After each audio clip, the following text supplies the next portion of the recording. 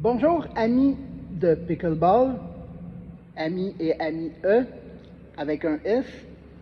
Et c'est ici que cet automne, on aura l'occasion de jouer à l'intérieur dans la salle de Saint-Urbain, la salle communautaire.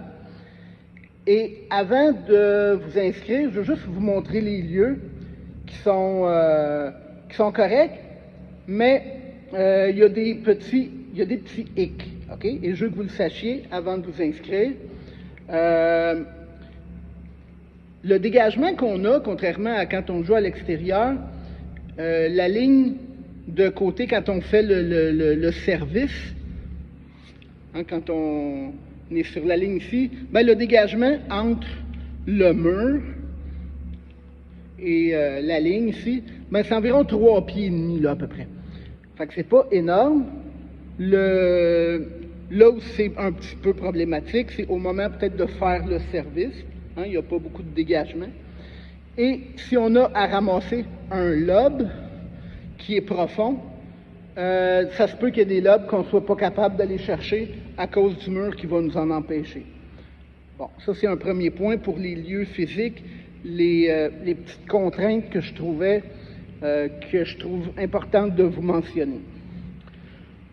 L'autre chose, c'est qu'il y a 3 terrains. 1, 2, ici celui du centre, et l'autre là.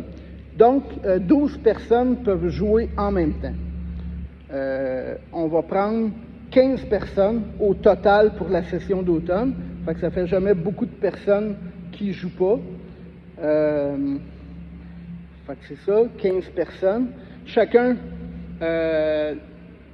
pour la session d'automne, qui est du 11 septembre au 6 décembre, ça donne 13 soirs de jeu pour un total de 50 $ par personne. À chaque soir, on a 2 heures de jeu. C'est les lundis soirs de 20h à 22h. C'est ça qu'on a comme disponibilité. Et, ben, comme on sait, comme on voit quand on joue, il y a différents niveaux de jeu. Hein, il y a des gens qui jouent un peu plus compétitifs et il y en a d'autres qui jouent seulement pour le récréatif. Mais on ne veut pas perdre ni un ni l'autre de ces personnes, de ces catégories de jeux-là. Alors, sur 3 terrains, il y a un terrain, celui qui va être proche du stage, là, qui est là, un terrain qui va être réservé, ben pas réservé, mais qui va être pour un niveau de jeu compétitif. Hein, je vais mettre ça en guillemets, parce qu'on joue tout pour le fun quand même.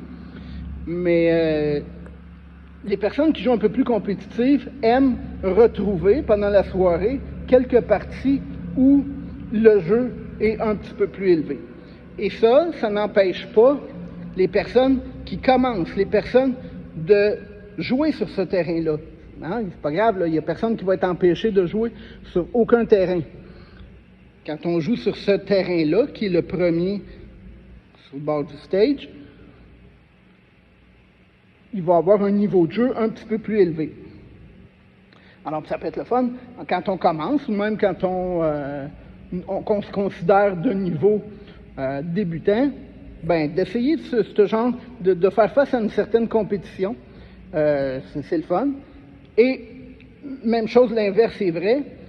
Les personnes qui sont de niveau, on pourrait dire ça intermédiaire, un peu plus compétitif, ben, quand ces personnes-là jouent sur les 2 autres terrains, ben, faut s'adapter aussi.